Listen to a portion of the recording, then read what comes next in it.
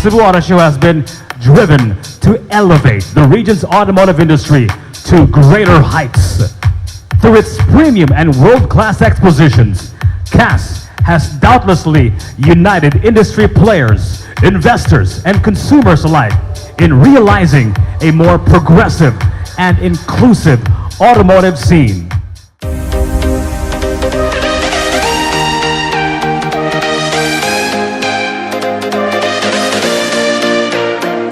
Ladies and gentlemen, welcome to the 11th Cebu Auto Show.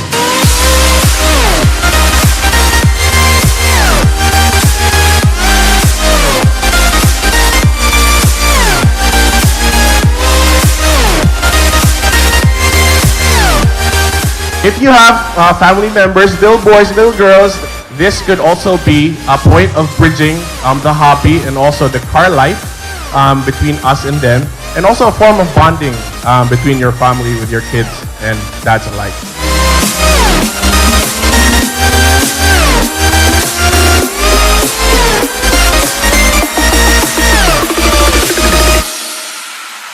My first love is really my most important love too, is the love of cars. So over the years, I've never stopped buying cars, and within the family, we all love cars. All of us are in vision. Our mission is to have a pollution free. To the minimum, all automobiles to have a Euro 4 engine.